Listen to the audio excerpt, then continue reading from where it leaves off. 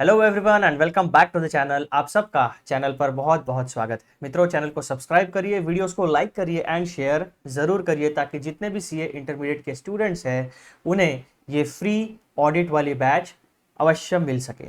अब हम लोग आगे बढ़ते हैं और जहां पर हमने पिछला वीडियो ख़त्म किया था उसी के कंटिन्यूएशन में हमारी बैच को आगे बढ़ाते हैं।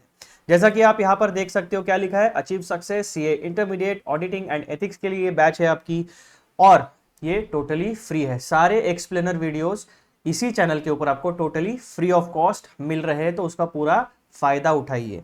हम पढ़ाई करने वाले हैं ऑडिटिंग एंड एथिक्स की सीए इंटरमीडिएट के लिए और सितंबर के लिए भी ये वीडियोस एप्लीकेबल थे जो अभी खत्म हो चुका है। अभी आने वाली जो एग्जाम है आपकी जनवरी में, उसके लिए भी ये वाले वीडियोस एप्लीकेबल रहने वाले हैं। चैप्टर का नाम है मित्रों, हमारा चैप्टर नंबर 3 शुरू है, risk assessment and internal control. इसमें भी हम लोगों का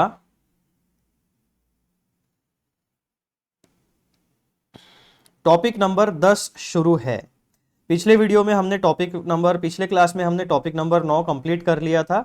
अब इस क्लास में हमारा पूरा का पूरा एजेंडा, पूरा फोकस रहने वाला है टॉपिक नंबर 10 को हमें अच्छे से पढ़ना है, समझना है और एग्जाम होने तक हमारे दिमाग में रिटेन करना है, ताकि अगर इससे रिलेटेड कोई क्वेश्चन आ गया तो हम अच्छे से आंसर लिख सके।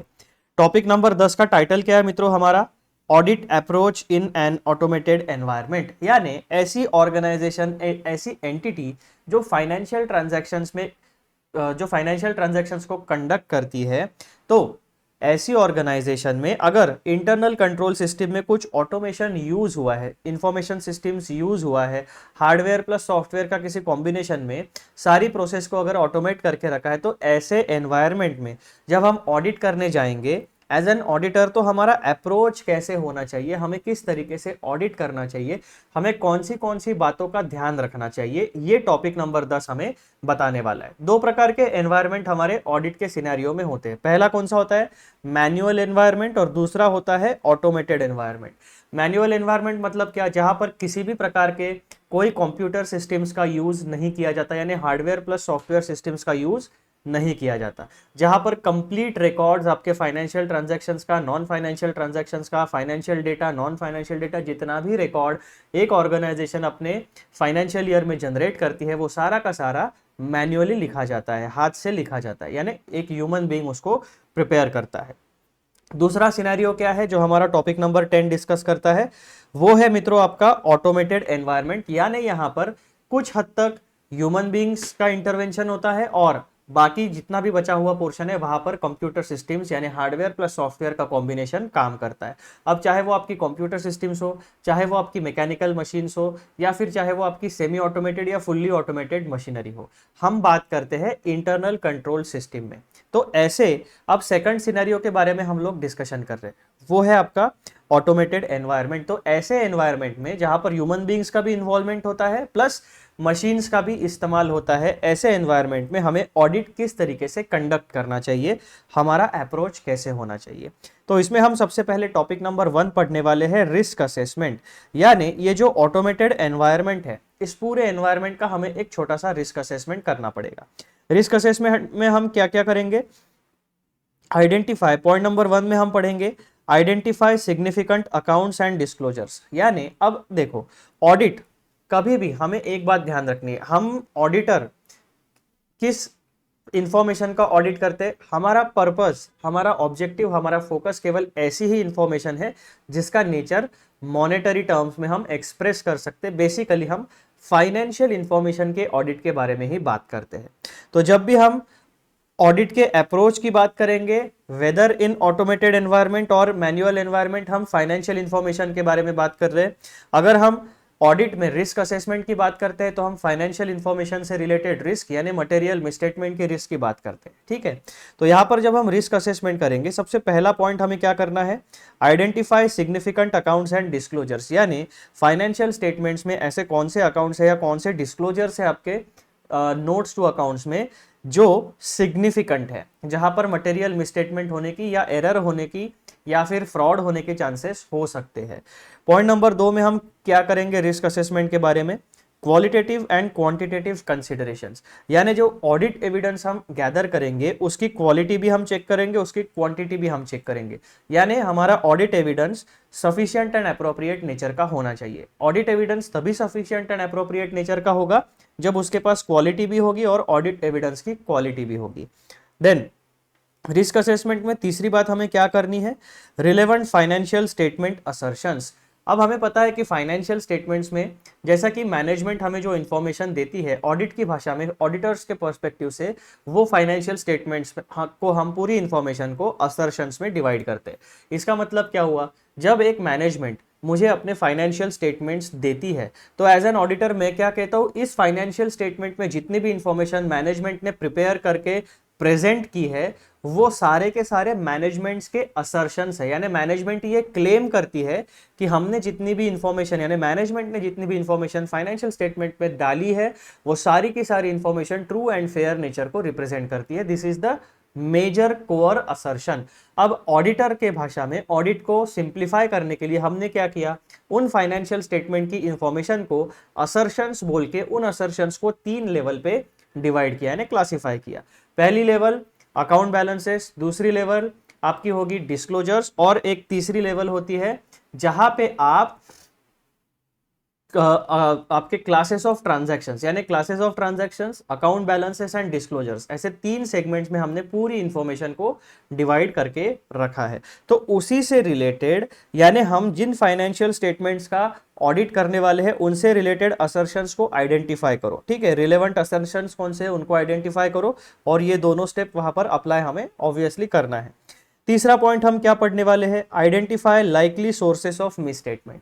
यानी जब आप इनिशियल ड्यू डिलीजेंस करोगे, एक ओवरव्यू, जब आप काम शुरू करने से पहले पूरे काम का ओवरव्यू जब कंडक्ट करोगे तब आपको मोटा मोटी एक असेसमेंट करना है कि भाई साहब कहाँ पे ऐसे सोर्सेस है जिन सोर्सेस से फाइनेंशियल इंफॉर्मेशन जनरेट होती है और वहां पे मिसस्टेटमेंट होने के चांसेस है। अब ये मिसस्टेटमेंट मटेरियल है या नहीं है, ये इन 3 स्टेप्स को फॉलो करने के बाद आपको पता चलेगा। देन रिस्क असेसमेंट में 5वां पॉइंट हम कंसीडर करने वाले हैं, consider risk arising from use of IT systems. तो आईटी सिस्टम्स की रिस्क क्या क्या हो सकती है, साइबर सिक्योरिटी आपकी हो सकती है, डेटा फेलियर हो सकता है, सिस्टम फेलियर हो सकता है, आपकी जो भी डेटा सिस्टम या जो आपका प्रोसेस है वो प्रोसेस करप्ट हो सकता है, और प्रोसेस करप्ट यानी प्रोसेस का जो सॉफ्टवेयर है आपका वो करप्ट होने के कारण आपका डेटा जिस तरीके से फ्लो होना चाहिए पूरे इंफॉर्मेशन सिस्टम में उस तरीके से फ्लो नहीं हो पाएगा। तो ऐसी बहुत सारी इंफॉर्मेशन सिस्टम से रिलेटेड रिस्क है। अब इंफॉर्मेशन सिस्टम क्या होता है, वहां पर कोई ह्यूमन बीइंग तो नहीं बैठा है, एक कंप्यूटर सिस्टम है। अब कंप्यूटर सिस्टम में क्या होता है, एक्सेस अगर किसी इंफॉर्मेशन को आपको चाहिए तो आपका यूजर आईडी या लॉगिन आईडी या पासवर्ड या जो भी आपका पास की होगा वो आप इनपुट करोगे तो सिस्टम ओपन हो जाएगी।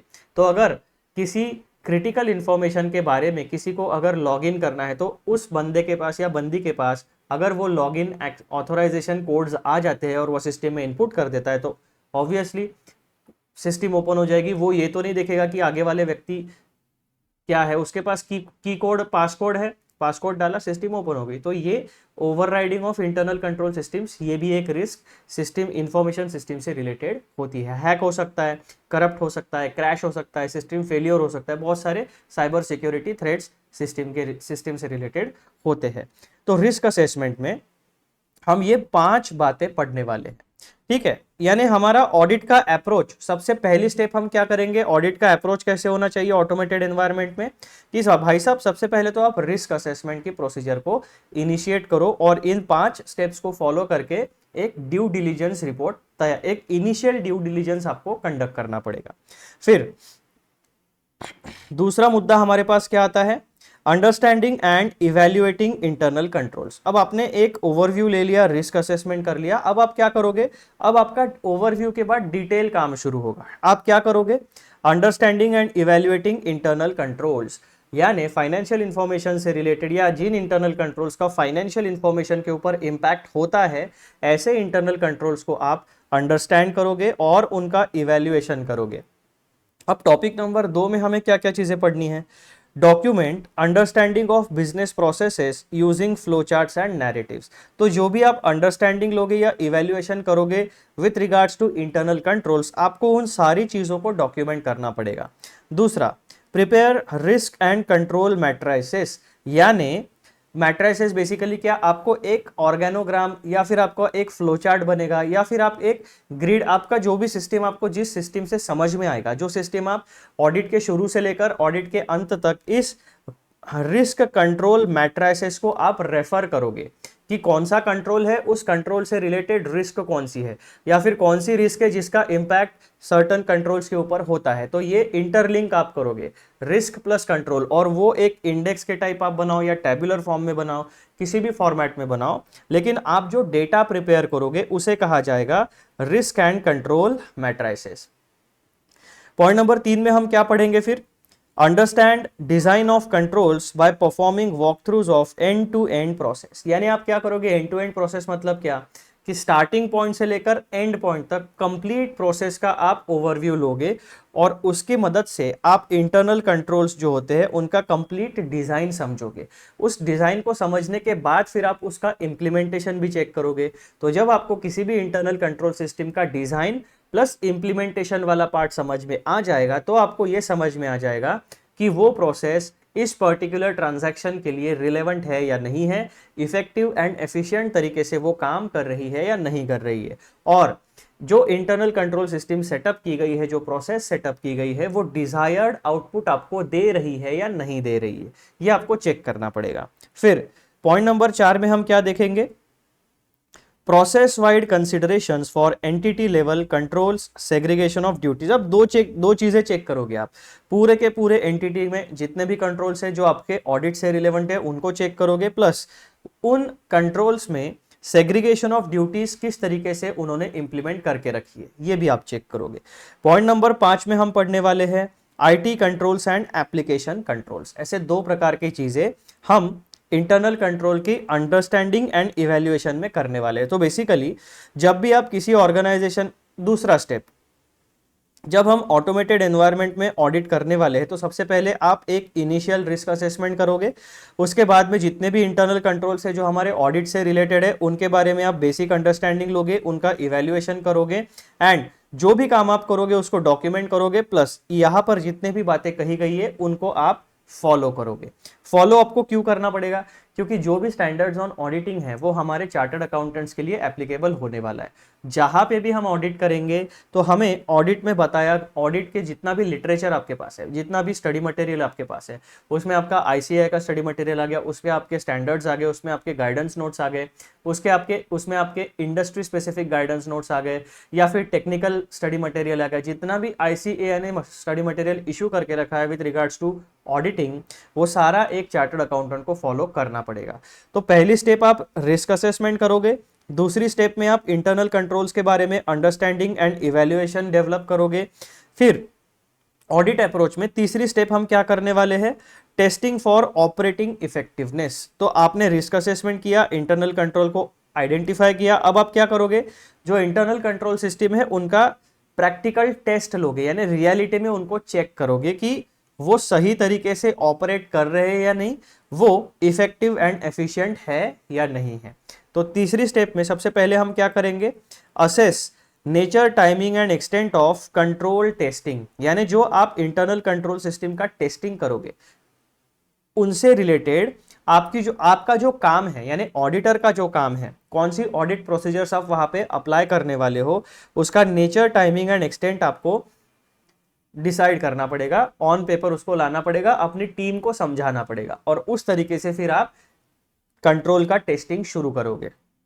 Point number 2, assess reliability of source data and completeness of population. इसका मतलब क्या हुआ कि जो डेटा आपको मिलता है, बेसिकली फाइनेंशियल स्टेटमेंट में जो डेटा आएगा वो बहुत सारे स्टेप्स में होके आता है। पहले क्या बनेगा, सोर्स डॉक्यूमेंट, सोर्स डॉक्यूमेंट से जर्नल एंट्री होगी, जर्नल एंट्री से लेजर पोस्टिंग होगी, लेजर पोस्टिंग से आपके ट्रायल बैलेंस बनेंगे, ट्रायल बैलेंस से आपका फिर P&L बैलेंस शीट बनेगा। तो आपके पास एंड प्रोडक्ट आने वाला है फाइनेंशियल स्टेटमेंट्स में। तो यहां पर इन्होंने क्या किया, कहा है कि फाइनेंशियल स्टेटमेंट्स का डेटा तो ठीक है, लेकिन वो डेटा सही है या गलत ये आपको सोर्स पे जाके देखना पड़ेगा, यानी आपको वाउचिंग अच्छी तरीके से करना पड़ेगा। फाइनेंशियल स्टेटमेंट में जो भी डेटा आता है उसका सोर्स क्या है, उसका सोर्स होता है उनका ओरिजिनल सोर्स डॉक्यूमेंट, और फिर जर्नल एंट्रीज, फिर लेजर अकाउंट्स, फिर trial balance, and then thereafter financial statements. तो आपको to and fro complete process में हर जहां पर भी आपको डाउट होगा वहां पर आपको डिटेल में काम करते हुए अपना ऑडिट ओपिनियन शेप अप करना पड़ेगा। उसके बाद में टेस्टिंग ऑफ की reports and spreadsheets. Basically spreadsheets मतलब क्या होता है कि जो हमारी एक्सेल शीट होती है, माइक्रोसॉफ्ट एक्सेल बहुत कॉमनली यूज सॉफ्टवेयर है, लेकिन माइक्रोसॉफ्ट एक्सेल के ऑल्टरनेटिव्स भी स्प्रेडशीट्स के नाम से जाने जाते हैं। तो जो भी सॉफ्टवेयर आप यूज करते हो उसमें कोई रिपोर्ट्स होगी, उसमें कोई डेटा बनेगा या फिर मैनेजमेंट की कोई रिपोर्ट्स होंगी, तो उसका आपको टेस्टिंग करना पड़ेगा। जो की रिपोर्ट्स है एंड की स्प्रेडशीट्स है जो आपके ऑडिट से रिलेटेड है, उनका एनालिसिस करो, उनका फाइनेंशियल इंपैक्ट क्या होता है वो देखो, एंड उनका ट्रू एंड फेयर नेचर है या नहीं वो आपको चेक करना पड़ेगा। देन सैंपल टेस्टिंग, बेसिकली जो भी डेटा आप चेक करोगे आइदर आप डिटेल में चेक कर सकते हो या सैम्पलिंग बेसिस पे चेक कर सकते हो। पॉइंट नंबर 5 में हम क्या सीखेंगे, consider completeness and independence of staff oblique team performing control testing. अब यहां पर बात हमारे ऑडिटर साहब की टीम की हो रही है, तो हम जिस टीम को ऑडिट करने के लिए भेजेंगे उनमें कॉम्पिटेंस होना चाहिए, उनका स्टेट ऑफ माइंड इंडिपेंडेंट होना चाहिए, और हमें वो जो भी काम परफॉर्म करेंगे उन काम को मॉनिटर करना पड़ेगा। ठीक है, तो ये स्टेप नंबर 3 में तीसरा जो आपका अप्रोच रहेगा उसमें आपको ये 5 बातों का ध्यान रखना है। चौथा स्टेप हमारा क्या आता है, रिपोर्टिंग ऑन इंटरनल कंट्रोल्स। अब ये फाइनल स्टेप है, रिपोर्टिंग ऑन इंटरनल कंट्रोल्स।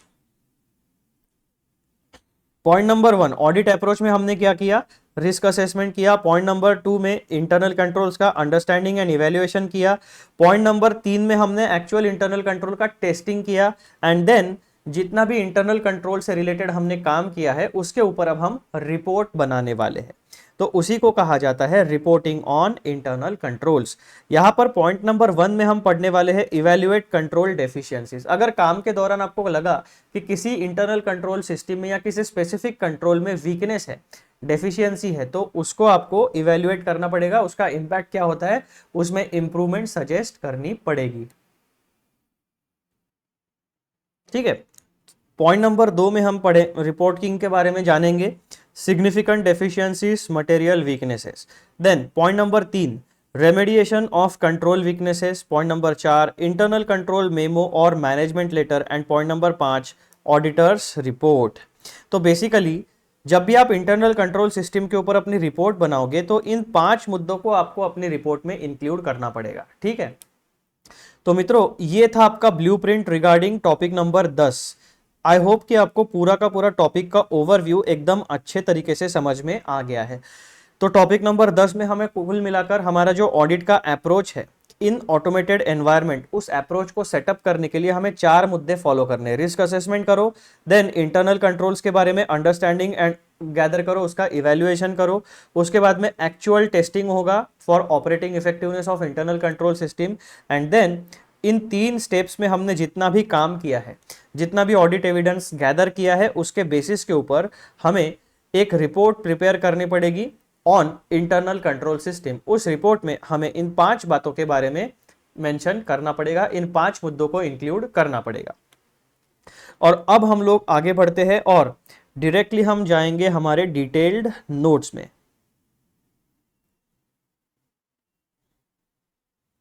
आ जाओ, नोट्स में हम लोग पहुंच चुके हैं। Audit approach in an automated environment. तो पॉइंट नंबर 1 छोटे छोटे टॉपिक्स है लेकिन इंपॉर्टेंट है। सबसे पहला क्या है, ऑडिट अप्रोच में पहली स्टेप रिस्क असेसमेंट हमें करना है। Risk assessment is the first step in audit process where the auditor identifies the areas that have the potential for material misstatement। अब रिस्क असेसमेंट में इन्होंने एकदम सिंपली हमें बता दिया, डायरेक्टली बता दिया कि ये एक प्रकार की ऑडिट प्रोसेस है, यानी फर्स्ट स्टेप है। रिस्क असेसमेंट जो है is the first step in the audit process, यानी जब हम ऑडिट का काम शुरू करते हैं तो सबसे पहला हम रिस्क असेसमेंट करेंगे। उसके बाद where the auditor identifies the areas that have the potential for material misstatement। अब ये रिस्क असेसमेंट का मतलब क्या हुआ कि एज एन ऑडिटर हम ऐसे फाइनेंशियल स्टेटमेंट के एरियाज को आइडेंटिफाई करते हैं कि जहां पर मटेरियल मिसस्टेटमेंट होने का रिस्क है, चांस है। मटेरियल मिसस्टेटमेंट क्या होता है, एक बार रिवाइज करो, मुझे बताओ। मटेरियल मिसस्टेटमेंट मतलब क्या, जो फाइनेंस जो एंटिटी होती है उसकी मैनेजमेंट की जिम्मेदारी होती है कि जितना भी फाइनेंशियल ट्रांजैक्शन वो करेंगे उसका रिकॉर्ड बनाएंगे एंड उस रिकॉर्ड को फाइनेंशियल स्टेटमेंट में प्रेजेंट करेंगे। ये रिस्पॉन्सिबिलिटी मैनेजमेंट की होती है। ऑडिटर की रिस्पॉन्सिबिलिटीज अकाउंटिंग की नहीं होती है। ऑडिटर की रिस्पॉन्सिबिलिटी होती है to cross verify the accounting done by the management या फिर जो भी उनके एम्प्लॉयज होंगे वो। अब यहां पर मटेरियल मिसस्टेटमेंट मतलब क्या? ऐसी गलतियां जो एरर या फ्रॉड की वजह से हो सकती है और उन गलतियों का फाइनेंशियल इंपैक्ट जो भी होगा उसकी वजह से इकोनॉमिक डिसीजन मेकिंग के ऊपर इंपैक्ट अगर पड़ता है तो वो मिसस्टेटमेंट मटेरियल मिसस्टेटमेंट की कैटेगरी में क्लासिफाई हो जाएगा। अगर गलती का या किसी छोटे मोटे फ्रॉड का इकोनॉमिक डिसीजन मेकिंग के ऊपर कोई फर्क नहीं पड़ता है तो वो मिसस्टेटमेंट मटेरियल मिसस्टेटमेंट नहीं रहेगा, वो नॉन मटेरियल या फिर इमटेरियल मिसस्टेटमेंट की कैटेगरी में क्लासिफाई हो जाएगा। तो ये बेसिक डिफरेंस आपको हमेशा मटेरियल मिसस्टेटमेंट का पता होना चाहिए। अब उसमें देखो रिस्क असेसमेंट जब आप करोगे तो उसमें 4-5 मुद्दे हमें ध्यान में रखना है। सबसे पहला, identify significant account and disclosures, यानी जहां पर भी इंपॉर्टेंट ट्रांजैक्शन है उनको आइडेंटिफाई करो। Determine which accounts and disclosures are material to the financial statements, यानी क्रिटिकल यानी स्टैट्यूटरी कंप्लायंस वाले जो भी अकाउंट्स या डिस्क्लोजर्स होंगे वो, या फिर जहां पर क्रिटिकल इंफॉर्मेशन होती है, बड़े ट्रांजैक्शंस होते हैं, बड़ी अमाउंट होती है वो, और ऐसे अकाउंट्स को और डिस्क्लोजर को आइडेंटिफाई करो। दूसरा, qualitative and quantitative considerations, assess both numerical data and the qualitative aspects that may affect financial reporting. यानी न्यूमेरिकल डेटा यानी क्या देखोगे आप? अरिथमेटिकल एक्यूरेसी देखोगे, प्रॉपरली सारी चीजें मेंशन है की गई है या नहीं की गई है वो देखोगे। और क्वालिटेटिव एस्पेक्ट्स मतलब क्या देखोगे आप? कि जो आपका ऑडिट एविडेंस आ रहा है वो उस ऑडिट एविडेंस का सोर्स कितना क्रेडिबल है। जो भी काम करते वक्त आप ऑडिट एविडेंस गैदर करोगे तो ऑडिट एविडेंस के सोर्सेस अलग अलग नेचर के होते हैं। अगर आपको एकदम टॉप मैनेजमेंट से इंफॉर्मेशन मिलती है, डायरेक्ट मिलती है, डॉक्यूमेंटेड एविडेंस है, तो दैट इज अ वेरी उस ऑडिट एविडेंस की क्वालिटी बहुत ज्यादा है। लेकिन अगर कोई आपको वर्बल बोलता है, एक छोटा मोटा एम्प्लॉय अगर आपको वर्बली बता देगा कि साहब ऐसा ऐसा हो गया, उधर गड़बड़ किया है, तो वो उतना क्रेडिबल शायद नहीं होगा क्योंकि वो वर्बल कम्युनिकेशन है, कोई रिटर्न डॉक्यूमेंट आपके पास नहीं है। हाँ, लेकिन वही छोटा मोटा एम्प्लॉय अगर आपको डॉक्यूमेंटेड एविडेंस लाके दे कि देखो साहब ये ऐसा ऐसा हुआ है, तो उस केस में वो एविडेंस की क्वालिटी बढ़ जाती है। तो एविडेंस की क्वालिटी कुछ सर्टेन पैरामीटर्स के ऊपर डिपेंड करती है, उन पैरामीटर्स को आपको देखना पड़ेगा। फिर पॉइंट नंबर 3 क्या होगा? Relevant financial statement assertions, consider assertions such as completeness, accuracy, existence and valuation that are relevant to the financial statements। अब ये completeness मतलब क्या होता है? फाइनेंशियल डेटा से रिलेटेड होता है। एक्यूरेसी मतलब क्या होता है? कि अगर 5,000 का ट्रांजैक्शन है तो रिकॉर्ड भी 5,000 ही हुआ है, 500 या 5 लाख या 50,000 नहीं हुआ है, ठीक है। उसके बाद में एग्जिस्टेंस, यानी जो भी ट्रांजैक्शन आप रिकॉर्ड करते हो वो एक्चुअली फिजिकल वर्ल्ड में एग्जिस्ट करता है। अब बेसिकली जैसे अगर आपके पास एक इनवॉइस आता है, वो इनवॉइस में कहा गया है कि एक मशीनरी परचेस की गई है, इसका मतलब क्या हुआ? वो कंपनी के लिए एक एसेट है। अब मशीनरी 5 करोड़ की आपका इनवॉइस है आपके पास, तो वो इनवॉइस में जो भी इंफॉर्मेशन, जो भी डिस्क्रिप्शन उस मशीनरी के बारे में दिया है, वो मशीनरी एक्चुअली में फैक्ट्री शेड में या ऑफिस में या जहां पर भी प्रोडक्शन होता है, जहां पर भी उस मशीनरी की जरूरत है, वहां पर आपको दिखनी चाहिए। वो मशीनरी रियल वर्ल्ड में एग्जिस्ट करनी चाहिए। इसका मतलब क्या होता है कि जितने भी इंफॉर्मेशन फाइनेंशियल स्टेटमेंट्स में होती आपकी मेंशन की गई है, वो सारे के सारे ट्रांजैक्शंस रियल वर्ल्ड में एग्जिस्ट करने चाहिए, केवल ऑन पेपर ट्रांजैक्शन से बात नहीं बनेगी।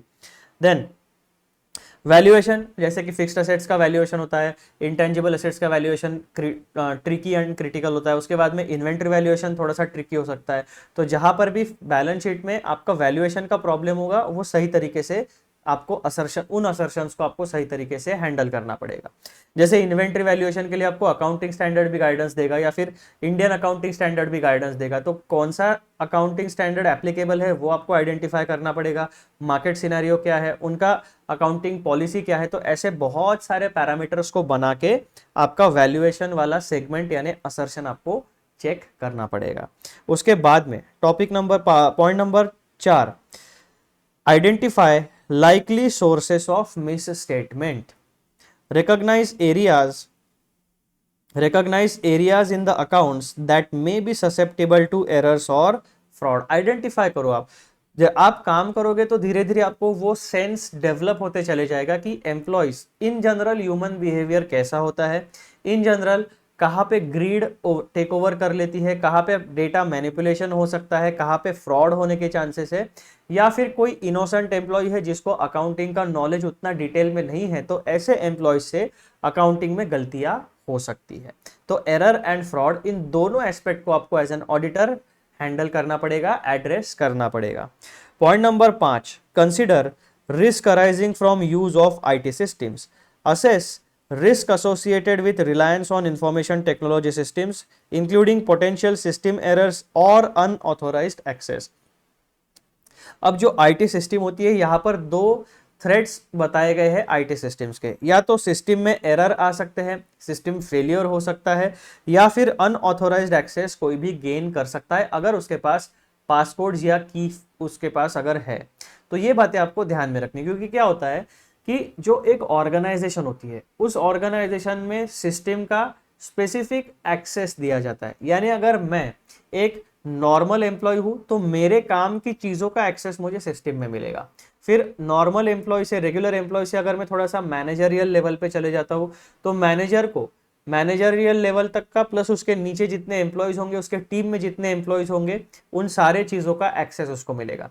फिर मैनेजर से जब आप सीईओ लेवल पर चले जाते हो तो सीईओ को कंप्लीट डिपार्टमेंट्स का यानी पूरी की पूरी ऑर्गेनाइजेशन का डेटा एक्सेस होता है। तो अनऑथोराइज्ड एक्सेस मतलब क्या कि जो सीईओ का डेटा एक्सेस है वो किसी नॉर्मल एम्प्लॉय ने एक्सेस कर लिया, तो ये हो गया unauthorised access.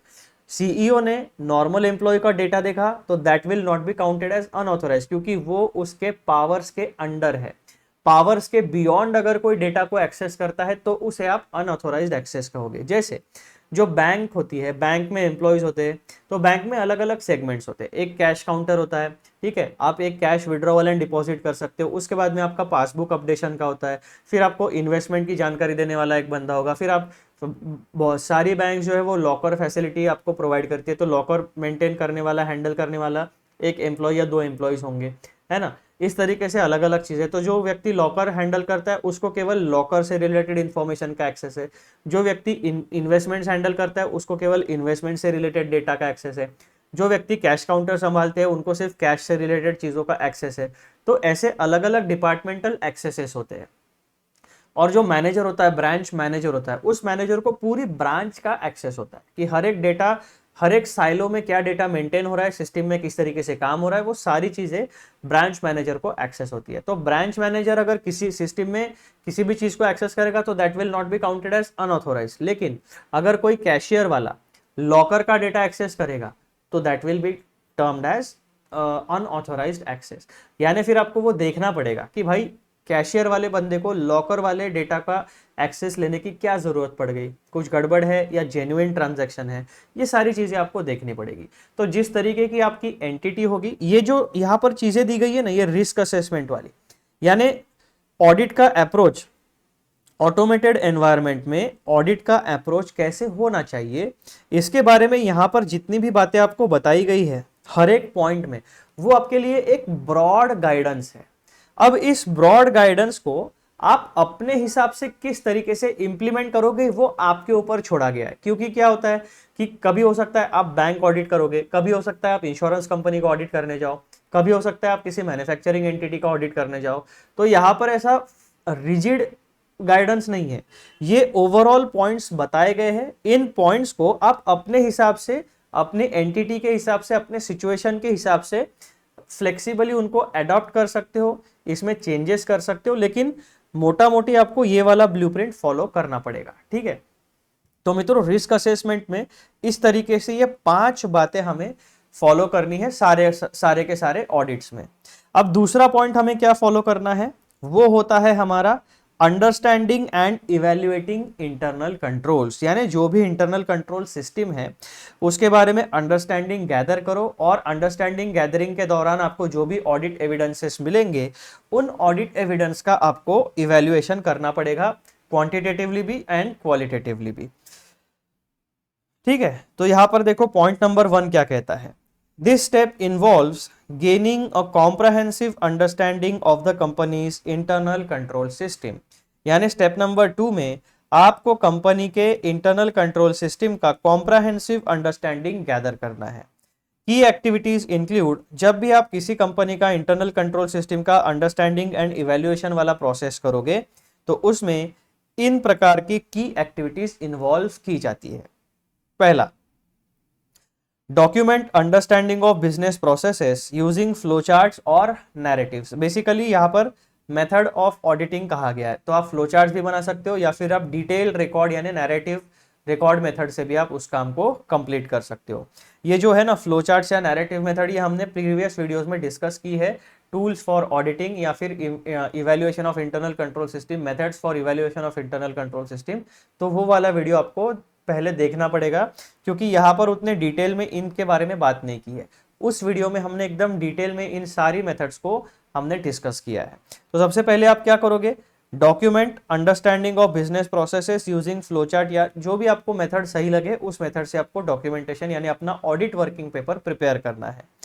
Use flowcharts and narrative descriptions to map out business processes and identify control points. तो जब भी आप किसी चीज का डॉक्यूमेंटेशन करते हो, इसका मतलब क्या हुआ कि एक ऑडिटर होता है, उस ऑडिटर के टीम मेंबर्स होते हैं। ये हमारा की ऑडिटर है, की ऑडिटर के इस प्रकार के टीम मेंबर्स होते हैं। तो जो हमारा की ऑडिटर है वो अपने मेंबर्स को काम डेलीगेट करता है, ठीक है, कि भाई तू ये वाउचिंग करना, तू रिकंसिलिएशन देखना, तुम लोग मैनेजमेंट के जितने भी यानी रिलेटेड पार्टी ट्रांजैक्शंस है वो देखना, तुम लोग कंपनी लॉ के कंप्लायंसेस चेक करो। एक टीम दो तीन लोग जाएंगे, आप इनकम टैक्स के देखो, जीएसटी का कंप्लायंस देखो। तो ऐसे अलग अलग काम को डेलीगेट कर दिया जाता है। तो यहाँ पर क्या होगा कि अगर कोई एम्प्लॉय छुट्टी पे चला जाता है या एम्प्लॉय जॉब छोड़ के चला जाता है या किसी कारण से वो काम पर नहीं जा पाया, तो ऐसे समय में क्या होगा कि उस इंडिविजुअल ने जितना भी अंडरस्टैंडिंग गैदर किया है वो तो उसके दिमाग में ही रह जाएगा। तो काम बंद नहीं होना चाहिए, इसीलिए आप डॉक्यूमेंटेशन यानी ऑन पेपर रिकॉर्ड तैयार करते हो कि कोई भी टीम मेंबर उन वर्किंग पेपर्स को पढ़ के समझ के काम कंटिन्यू कर सके, ठीक है। और इसी के साथ साथ आपका खुद का भी एविडेंस रेडी होगा कि हाँ, हमने ऑडिट के समय में ये सारे काम किए थे, ये सारा हमारा डॉक्यूमेंटेशन है और इन डॉक्यूमेंटेशन के इन काम के बेसिस के ऊपर हम लोगों का ये ऑडिट ओपिनियन फॉर्म हुआ है, ठीक है। Point number 2, prepare risk and control matrices. Create matrices that link risk to control measures, providing a clear overview of control environment. तो यहाँ पर आप क्या करोगे, एक छोटा सा टेबल बना लोगे। आप क्या करोगे, लिस्ट ऑफ कंट्रोल्स यहाँ पे होगी आपकी, और इन कंट्रोल्स से रिलेटेड जो भी रिस्क होगी आपके सिस्टम में, जो भी आपने रिस्क आइडेंटिफाई की है वो आप उन कंट्रोल्स के सामने मेंशन कर दोगे। सिंपल मैट्राइसिस होता है। तो आप क्या करोगे, इंटरनल कंट्रोल सिस्टम जो भी वीकनेसेस या रिस्क होगी उसके सामने उनका मेंशन कर दोगे कि ये कंट्रोल में ये प्रॉब्लम्स है। फिर understand design of controls by performing walk throughs of end to end processes. यानी आप क्या करोगे, आपको as an auditor complete process का डॉक्यूमेंटेशन करना है कि एक प्रोसेस में कितनी स्टेप्स होती है, स्टार्टिंग पॉइंट क्या होता है, डेटा इनपुट क्या किया जाता है, प्रोसेस कौन सी स्टेप में क्या क्या होता है, and final and last step कौन सी है, और एंड प्रोडक्ट क्या मिलता है। तो end to end product process का आपको डॉक्यूमेंटेशन करना पड़ेगा with regard to internal control systems. Understand and design of controls by performing walkthroughs of end-to-end processes. Follow specific transactions from initiation to conclusion to evaluate how controls are designed. यानी आप क्या करोगे कि management ने इस process को किस तरीके से डिजाइन किया है, उसका पर्पस क्या है, उसके गोल क्या है, उसके ऑब्जेक्टिव्स क्या है, उसका एफिशिएंसी एंड इफेक्टिवनेस, ये सारी चीजें आप चेक करोगे।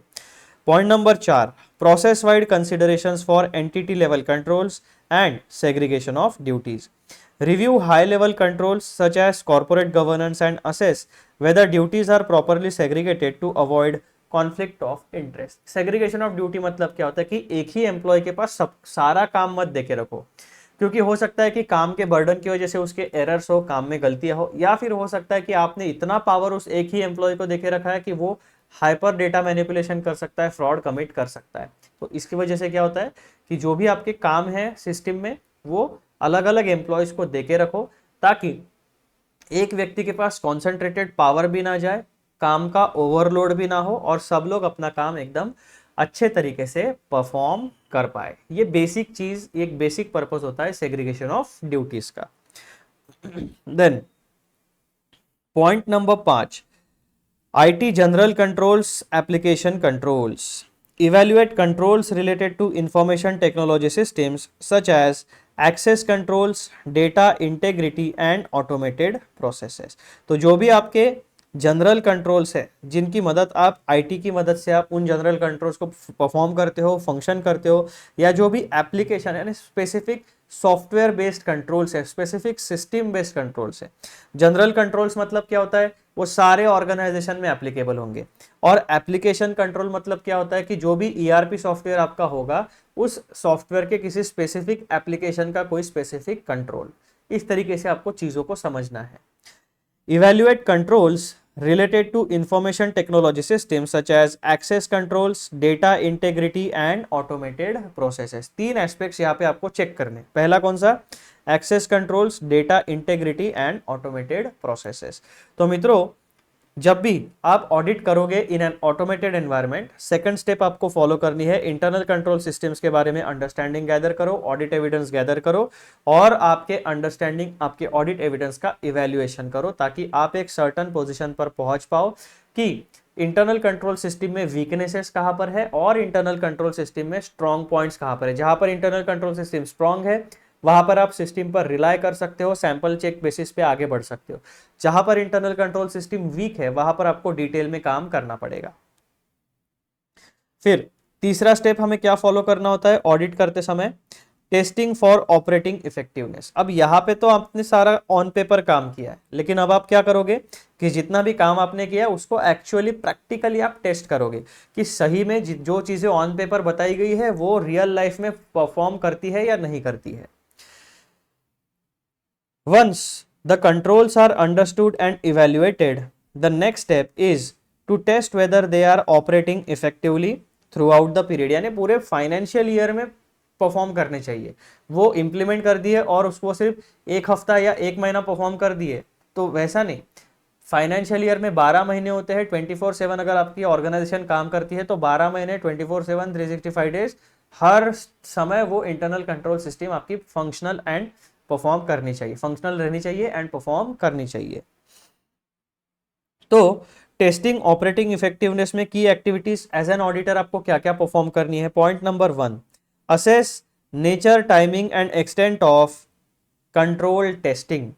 Plan the scope, timing and nature of test for controls to ensure their effectiveness. अब एज एन ऑडिटर एक बात आप समझ लेना कि आप ऑर्गेनाइजेशन के बाहर के व्यक्ति हो, आप ऑर्गेनाइजेशन के अंदर के व्यक्ति नहीं हो। तो इसका मतलब क्या हुआ कि आपको जब भी किसी भी इंटरनल कंट्रोल सिस्टम का टेस्टिंग करना है तो आपको एंटिटी के एम्प्लॉय की मदद लगेगी, करेक्ट।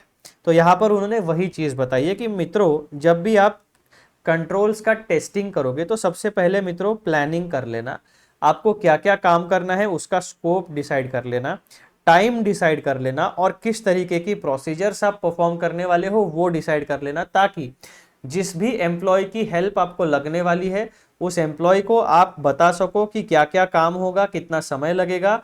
फिर वो उसके डेली रूटीन में से जो कॉर्पोरेट रूटीन होता है उसका उस रूटीन में से स्पेसिफिक टाइम आपके ऑडिट कोऑपरेशन के लिए साइड में रखेगा और उसी समय में आपको काम करना पड़ेगा। जब भी एज एन ऑडिटर आप काम करने जाते हो तो ये बात आपको हमेशा ध्यान में रखना है कि आपका तो फुल टाइम काम ऑडिटिंग है। इसका ये मतलब नहीं है कि ऑर्गेनाइजेशन के अंदर के जो लोग हैं वो फुल टाइम आपको कोऑपरेट करेंगे ना।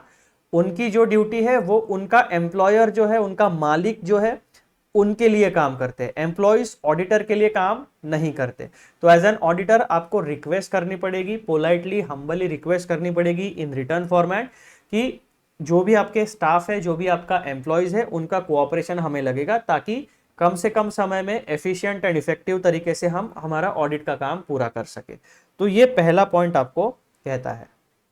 Point number 2, assess reliability of source data and completeness of population. मतलब क्या हुआ, ensure that the data used for testing are reliable and entire population of transactions is considered। तो जिन भी इंटरनल कंट्रोल सिस्टम को आप check करोगे उनसे जो डेटा जनरेट होगा या जो जनरेट हो चुका है, क्योंकि हम तो पास्ट इंफॉर्मेशन का ऑडिट करने वाले हैं, तो वहां पर आपको रिलायबिलिटी ऑफ सोर्स डेटा इसके बारे में इवेल्युएशन करना पड़ेगा, ऑडिट एविडेंस गैदर करना पड़ेगा, और जो भी डेटा या जो भी ट्रांजैक्शन, जितना भी क्लस्टर आप चेक करोगे, जितना भी पॉपुलेशन आप चेक करोगे, वहां पर आपका डेटा कंप्लीट होना चाहिए। तो बेसिकली जब भी आप ऑपरेटिंग इफेक्टिवनेस को टेस्ट करोगे, तो जो डेटा उससे जनरेट होगा या जो डेटा उससे जनरेट हो चुका है, वो डेटा रिलायबल होना चाहिए, वो डेटा कंप्लीट होना चाहिए। ठीक है, ये बात आपको बेसिकली इंटरनल कंट्रोल सिस्टम से जो भी डेटा जनरेट होता है वो रिलायबल होना चाहिए एंड वो कंप्लीट होना चाहिए। ये दो एस्पेक्ट आप चेक करोगे जब भी आप ऑपरेटिंग इफेक्टिवनेस को टेस्ट करोगे। पॉइंट नंबर 3, टेस्टिंग ऑफ की reports and spreadsheets. Review critical reports and spreadsheets to verify the accuracy of the data generated by the control system. जो भी सिस्टम से डेटा जनरेट होता है उसमें से क्रिटिकल रिपोर्ट्स एंड स्प्रेडशीट्स को आपको वेरीफाई करना है फॉर एक्यूरेसी पर्पजेस, क्योंकि सिस्टम जनरेटेड डेटा पे हम ब्लाइंडली रिलाय नहीं कर पाएंगे। सिस्टम उतना ही एफिशिएंट रहेगा जितना सोर्स डेटा उसका सही रहेगा, और जो ह्यूमन बीइंग उस डेटा को इनपुट करेगा, ये दो एस्पेक्ट यानी सोर्स डेटा प्लस जो ह्यूमन बीइंग है जो डेटा इनपुट करेगा सिस्टम में, ये दो एस्पेक्ट डिसाइड करेंगे कि आपका सिस्टम जनरेटेड डेटा सही रहेगा या गलत रहेगा। ठीक है, पॉइंट नंबर 4 आप क्या फॉलो करोगे? Sample testing. Use sampling methods to test controls over a subset of transactions और प्रोसेसेस। अब यहां पर सैंपल टेस्टिंग भी आप कर सकते हो, डिटेल टेस्टिंग भी आप कर सकते हो, depending on the audit scenario. ठीक है जी। Point number 5, consider competence and independence of staff और टीम परफॉर्मिंग कंट्रोल टेस्टिंग। तो आपने जिन अपने एम्प्लॉयज को एज, अब यहाँ पे ऑडिटर के ऑर्गेनाइजेशन की बात हो रही है पॉइंट नंबर 5 में, यहां पर आपको क्या देखना पड़ेगा कि जो काम आपने इंटरनल कंट्रोल सिस्टम के बारे में शुरू किया है और जिन टीम मेंबर्स को अपने इंटरनल कंट्रोल सिस्टम का ऑपरेटिंग इफेक्टिवनेस को टेस्ट करने का काम डेलीगेट कर रखे रखा है, सौंपा है, उनका पहले आप कॉम्पिटेंस देखो, उनका स्टेट ऑफ इंडिपेंडेंस देखो, और वो सही तरीके से काम कर रहे हैं या नहीं, उस पर मॉनिटरिंग एज एन ऑडिटर आपको करना पड़ेगा। Evaluate the qualifications and objectivity of individuals responsible for conducting the control test. तो जब भी आप स्टेप नंबर 3 फॉलो करोगे, इन 5 मुद्दों के बारे में आपको हमेशा सतर्क रहना पड़ेगा। अब आखिरी पॉइंट क्या कहता है ऑडिट अप्रोच में, उसके बारे में जान लो। Topic number 4, reporting on internal controls. अब स्टेप 1 में हमने क्या किया? रिस्क असेसमेंट किया। रिस्क असेसमेंट की जो प्रोसीजर है उसमें ये 5 स्टेप्स हमने फॉलो किए। फिर हमने क्या किया? इंटरनल कंट्रोल सिस्टम का अंडरस्टैंडिंग एंड इवेल्युएशन किया, यानी स्टेप नंबर 2 फॉलो की।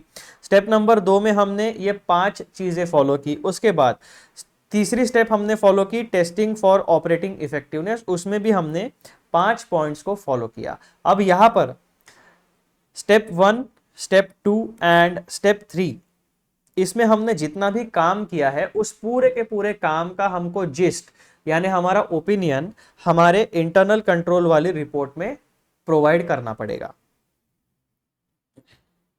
Point number 1, in this final stage the auditor reports findings related to internal controls including any deficiencies, key activities include, यानी एज एन ऑडिटर जब भी आप internal control system के ऊपर अपना रिपोर्ट बनाओगे, बेसिकली ऑडिट रिपोर्ट एक कंप्लीट होगा, उसी में इंटरनल कंट्रोल सिस्टम के ऊपर आपका एक सेगमेंट होगा।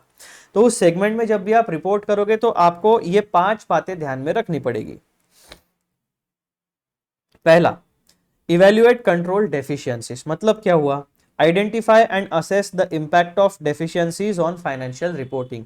यानी इन केस ऐसा जरूरी नहीं है कि किसी इंटरनल कंट्रोल सिस्टम में आपको हर बार डेफिशिएंसी मिलेगी, लेकिन काम करते समय अगर आपको डेफिशिएंसी या कोई वीकनेस मिलता है इंटरनल कंट्रोल सिस्टम में, तो आपको यह देखना पड़ेगा कि उस डेफिशिएंसी का फाइनेंशियल रिपोर्टिंग के ऊपर क्या इंपैक्ट पड़ता है। क्या डेफिशिएंसी की वजह से इकोनॉमिक डिसीजन मेकिंग के ऊपर इंपैक्ट पड़ेगा, तो वो डेफिशिएंसी मटेरियल डेफिशिएंसी बन जाएगी, यानी मटेरियल मिसस्टेटमेंट बन जाएगा। उसको आपको क्रिटिकल एरिया मान के पूरा डिटेल में काम करना पड़ेगा और उसको आपको अपने ऑडिट रिपोर्ट में तरीके से मेंशन करना पड़ेगा, क्योंकि वो एक रिस्की एरिया बन जाता है। Point number 2, significant deficiencies, material weaknesses. Determine whether deficiencies are significant enough to represent a risk of material mistake. Basically point number 2 का ही कंटिन्यूएशन है। Then point number 3, remediation of control weaknesses, यानी जो भी चीजें, जो भी वीकनेसेस आपने यहाँ पर आइडेंटिफाई किया है स्टेप 1 और 2 में, उसकी रेमेडी प्रोवाइड करो, बेसिकली उसमें इंप्रूवमेंट सजेस्ट करो। Discuss potential remedies and improvements for identified control weaknesses. Point number 4, internal control memo और management letter. Prepare formal documentation that communicates findings and recommendations to the management. Audit report के अलावा आपको ये करना पड़ेगा। And then auditor's report, issue a final report on internal controls highlighting any issues that may affect the financial statements and providing an opinion on the adequacy of the internal control system। यानी अब यहाँ पर दो scenario है। एक scenario ऐसा है कि कोई स्टैट्यूट अगर स्पेसिफिकली आपको बताता है कि ऑडिट रिपोर्ट के अलावा भी आपको इंटरनल कंट्रोल सिस्टम के ऊपर रिपोर्टिंग करना है, तो आप दो रिपोर्ट प्रिपेयर करोगे, एक ऑडिट रिपोर्ट एंड एक रिपोर्ट ऑन इंटरनल कंट्रोल्स। लेकिन बहुत सारे स्टैट्यूट्स, बहुत सारे लॉज ऐसे हैं जो अलग से स्पेसिफिकली बताते नहीं है, तो उस केस में आपके ऊपर मैंडेटरी नहीं है इंटरनल कंट्रोल सिस्टम के बारे में रिपोर्ट बनाना। लेकिन अगर ऑडिटर चाहे तो वो उसकी जो रेगुलर ऑडिट रिपोर्ट होती है उसी में सारे इंटरनल कंट्रोल से रिलेटेड पॉइंट्स को मेंशन कर सकता है। अब ये जो अलग से इंटरनल कंट्रोल सिस्टम के ऊपर जो रिपोर्ट आपको देनी है, उसकी रिक्वायरमेंट आपको पढ़ने वाली है कंपनीज एक्ट 2013 के अंडर। वहां पर स्पेसिफिकली बताया गया है कि apart from audit report, auditor should also report on the internal control system of the entity. तो ऐसे केसेस में आपको जो स्टैट्यूट कहता है उसको कंप्लीटली फुलफिल करना पड़ेगा।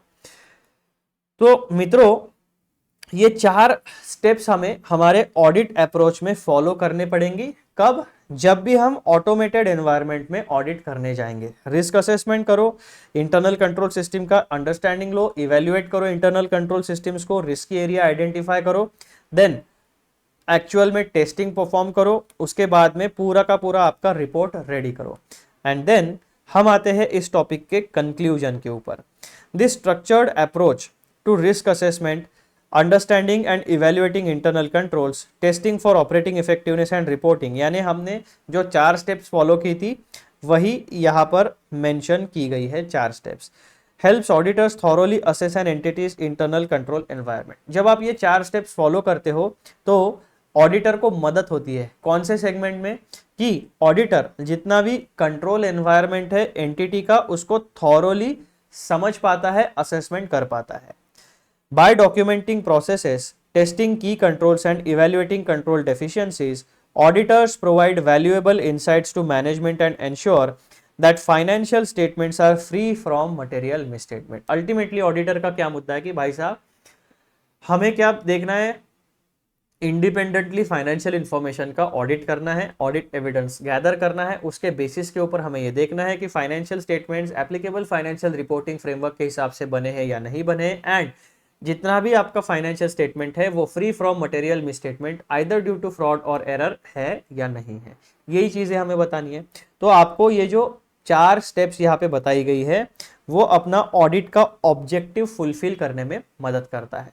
So this is your conclusion and with this I say that हमारा टॉपिक नंबर 10 कंप्लीट हो चुका है, और मैं ये कंप्लीटली गारंटी के साथ कह सकता हूँ कि आपको हमारे initial blueprint discussions plus followed by the detailed discussions ये टॉपिक कंप्लीटली समझ में आ गया होगा। अब मैं आपको एक बात यहाँ पे बताना चाहता हूँ, जैसे आप अपने इंस्टीट्यूट के स्टडी मटेरियल में जाओगे, टॉपिक नंबर 10 ढूंढोगे पेज नंबर 3.61 के ऊपर,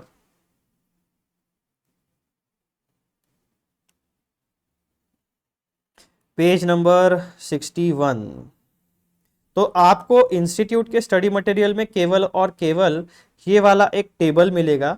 तो जो भी वहां पर इन यही पॉइंट्स है, हर एक स्टेप में 5 पॉइंट्स है, उन 5 पॉइंट्स के बारे में ही हम लोगों ने डिस्कस किया है। लेकिन इंस्टीट्यूट ने क्या किया, एक डायग्रामेटिक रिप्रेजेंटेशन आपको दिया है और इन हेडिंग्स को उन्होंने वन लाइनर में एक्सप्लेन नहीं किया है। तो मैंने क्या कर दिया, आपको आसानी हो इसीलिए कि हमारे नोट्स में हम लोगों ने वो डायग्राम ना मेंशन करते हुए मैंने आपको सिंपल टेक्स्ट फॉर्मेट में सारी चीज़ें यहाँ पर बता दी गई है, ताकि हमें जब भी हम पढ़ते हैं ना तो हमें इस एक स्ट्रक्चर फॉर्मेट अगर हमें मिलता है पूरे थ्रू आउट द नोट्स, तो हमें आसानी होती है सारे टॉपिक्स को ध्यान में रखते हुए। और ये जो चैप्टर नंबर 3 है ये बहुत बड़ा चैप्टर है, क्रिटिकल चैप्टर है, इसीलिए इस चैप्टर का जितना भी फॉर्मेटिंग है, जितना भी स्ट्रक्चर है, वो हम जितना ज़्यादा से ज़्यादा सिंपल रखेंगे उतना स्टूडेंट्स के बेनिफिट में होगा, क्योंकि उन्हें सिंपल चीज़ें ध्यान में रखने में आसानी होगी। तो मित्रों, with this I announce that हमारा टॉपिक नंबर 10 कंप्लीट हो चुका है। अब अगला टॉपिक हमारा कौन सा होने वाला है? अगला टॉपिक हम पढ़ेंगे डेटा एनालिटिक्स फॉर ऑडिट। ठीक है, ये हमारा टॉपिक नंबर 11 होने वाला है। तो ये वीडियो होता है मित्रों यहाँ पे समाप्त। आई होप आपको वीडियो में जितनी भी चीज़ें हमने डिस्कस की है वो समझ में आ गई है। वीडियोस को लाइक ज़रूर करिए, शेयर ज़रूर करिए एंड चैनल को सब्सक्राइब अवश्य करिए। चलो अगले वीडियो में मिलते हैं, बाय बाय।